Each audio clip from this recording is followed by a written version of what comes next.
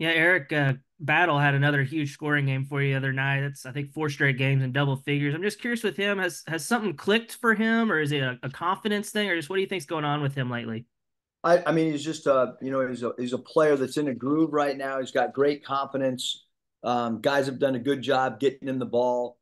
Um, we've tried to add some sets to get him some different looks, and he's playing at a really really high level right now, and put together some great games from an offensive standpoint. And we certainly need him to continue to be offensively aggressive.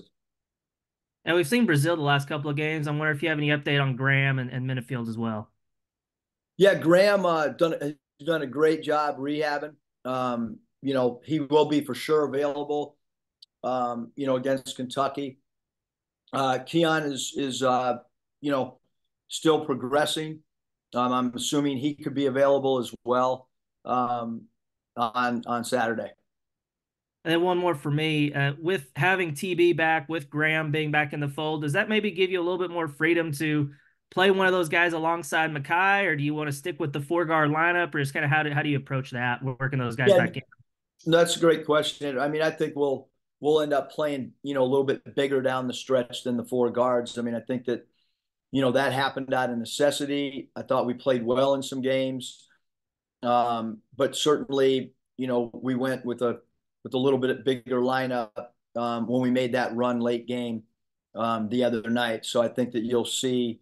We'll try to get TB more involved in the next few games, and yeah. So I think we'll have a little bit more of a traditional look. It doesn't mean based on the way a game is going or matchups that we won't go back to four guards, but I do think at least right now and today, we would plan on having a little bit more of a traditional look during the course of a game. Scotty. Yeah, Eric, I guess I'll keep the TB theme going a little bit. I'm just curious for your thoughts, maybe good and bad, perhaps, just on what he brought the other night against Vandy before he fouled out. Yeah, I mean, I think obviously the fouling out in a short amount of time, we want him to be able to play a little bit more, but that was his first extended minutes really. I think it's hard on a team when a player comes back from an injury. It's hard on the individual player. It changes rotations and makes that a little bit more complicated for everybody involved. I thought he did a great job range rebounding, meaning rebounding out of his area, and I think that's something that we've really missed. He can just go up and get rebounds that maybe other people don't have the ability to do because of his length, his reach, and his athleticism. So and I think he's looking forward to trying to get back in the flow as well. The other thing I've got is you guys' three-point defense has been pretty dang good the last 6 games, percentage-wise. I guess is anything in particular kind of spearheaded that? A lot of drills. Yeah, that was a hole, Scotty, that we had. We know that it was one of our weaknesses, and we've done a really good job of fixing that. And then obviously we still have other areas that we've got to continue to fix, and can't plug one hole and then find another hole. So, trying to play more consistent basketball is, both individually and collectively continues to be something that we want to do moving forward. Bob. Eric, I guess I'll keep the Trevin train going here. He did have some big baskets there for you late, that big three. And just how do you think he played overall, and maybe what do you anticipate him being able to maybe take another step forward on Saturday, even though obviously it's against Kentucky and Rupp Arena? Yeah, I mean, I thought he played really well, Bob. I mean, look at what he did against Duke. He was able to make threes and rebound the ball at a high level, and certainly, we did not have him. Last time we played Kentucky, and I mean, he's also a player that's. I mean, he's only really he got one extended minutes, meaning last game. So he's still working his way into shape. He's still working his way into rhythm. He's still all those things are still a work in progress. He's obviously a talented guy, and he's got size, and he was, first team all conference preseason for a reason. Just what do you think he can bring to the table, even coming back off an injury and maybe still working some rust off? Yeah, like I mentioned, I think he can add offensive rebounding to our team, which is an area that we've lacked. So yeah, offensive rebounding. I think he can be a perimeter threat for us with three. He's got the ability to tip dunk. He can run the floor and get some, easy baskets, hopefully in transition based on uh, his ability to run. And then defensively, we've been a really good shot blocking team all year, with the exception maybe of a few games in like last game. But he can add shot blocking um, to us as well from a defensive standpoint. And he's one of our better defensive rebounders. He's obviously dealt with the injury, coming back from the rehab and then the ankle and then the knee soreness again. Just how do you think he's handled everything? Just how would you sum up his season so far? Yeah, I mean, I think much like the entire team, we've had some good moments and we've had some moments that we'd like to get better. And certainly when a player goes out with an injury, that can, I mean, he rehabbed really hard all year, and then he goes out for. Nobody wants to, be out in the middle of the year. That's a hard thing you know, to regain your flow, especially this late in the season. And then you're 2-0 in Rupp Arena as a coach. I can't believe I haven't researched it, but there can't be too many guys that started 2-0 in Rupp Arena. I know it's a different year, different season, different rosters, all that stuff. But the fact you've had success there, Devo's, was part of those two wins. And Kentucky has lost some home games. I know they're loaded for Bear, but um, the fact you've had success there, and they've, Calipari, I think, said they've actually played better on the road this year. I don't know if Alabama would agree with that, but just what do you think about being 2-0 there, and the fact that maybe they've been a little vulnerable at home this year. Well, first of all, Coach Cal in Kentucky, wherever they're playing, I mean, they're a national championship contending team this year. What those two teams did in the past is they went in there with confidence, they went in there with toughness, they went in there with grit, they went in there with belief.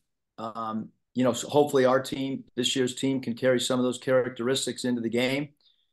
If you don't have those characteristics, it's going to be hard to win in Rupp. But certainly, going into those games, that was how those 40 minutes unfolded in the games that we were able to have success there. But as we've mentioned, every team, every season, every game, new identities are created, and the game takes on themes of themselves. So I don't really think that our winning two games there. I don't really think that has any true impact, Bob, on this particular game. Okay, I got a couple more if time allows. I'll turn back to Mike. Thanks. And you're killing my angle. Jackson?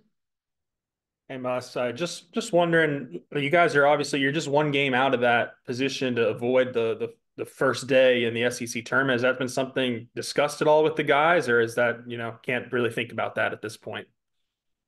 I mean, I think you discuss the state of where you are, based on where your team is mentally, and at some points we have discussed it, and other points there's been no reason because we have 3 games left, and the biggest theme is how do you compete, give yourself a chance to win, the next game on your schedule, and then if you do that, good things kind of happen, Jackson. So in our mind, it's how do we get ready for Kentucky? We can't control what other teams do in the league. Obviously, we have a very difficult schedule the last 3 games. I mean, playing at Kentucky, playing at Alabama, and LSU at home, a team that had they did what they wanted last time in Baton Rouge against us. So we have difficult 3 games. You got to get ready for each game. Each game's going to take shape based on how the players on the 2 different rosters compete against each other. Anthony? Yeah, Kentucky's offense has been really clicking over the past couple of games, over 90 points in both. How do you kind of, I guess, prepare for a team that's clicking on that level, and how do you, I guess, how have you assessed what they've looked like over the past couple of games? Yeah, Anthony, I don't have the stats from when we played them before, but I can tell you that they were clicking offensively then. That I promise, because we talked about transition defense. We talked about having good shot selection and how bad shot selection leads to their runouts. Again, I don't have the numbers, but I'm pretty sure when we played them last time, they might have even been offensively just as powerful as they are now. Because I vividly remember and have our practice plans sitting on my desk, and transition defense, shot selection, not turning the ball over that leads to their easy baskets, all a big part. Certainly our 13 turnovers in game one impacted the game in the second half when they scored 39 points, but the 24 points in the first half, maybe as good as anybody's played Kentucky this year in a half. Again, I don't have their stats in front of me, but I do know we did a really good job holding them to 24 in one half. 63 points is probably one of their lower scoring games that they've had this year. So yeah, their transition offense is lethal, and they have great 3-point shooting. They stretch the floor out really well. They have a lot of individual tough matchups. Wagner and Reeves in the backcourt. Obviously, Dillingham, one of the most talented players in the country and a high draft pick, did not play against us last game. He really adds to their transition game. And Shepard is as good a transition scorer as there is in the country as well. So a lot of areas that we've got to do a good job in transition. All right, Bob, one final question. Eric, you following up on Anthony's question, yeah, 63 points. That was their second lowest total. They scored 6-2 against South Carolina. What did y'all do so well in that game? And I know Cal's, I'm sure, plotting to not have that happen again, but fundamentally, what can you take from that game and carry it over into this one on the defensive end? Yeah, I mean, I think a lot of your defensive stuff has to do with what you do offensively. We did a pretty good job rebounding the ball in that particular game. I thought we could have played better defense if we wouldn't have turned the ball over 13 times. I thought our 13 turnovers hurt. You can't turn the ball over on the road. And we did a really good job, Bob, in that game of protecting the rim. I think we had 9 block shots in that particular game.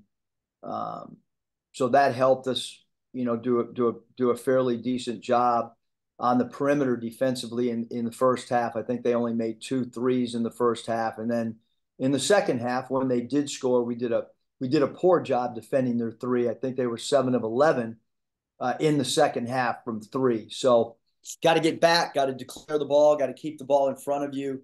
It all starts with your own shot selection. If you miss shots, the other team's gonna have an opportunity to get out in transition. So shot making becomes important, which hopefully we can make some shots, and that'll help our transition defense. Thank you, Coach. Appreciate your time. Thanks. Thanks, Eric.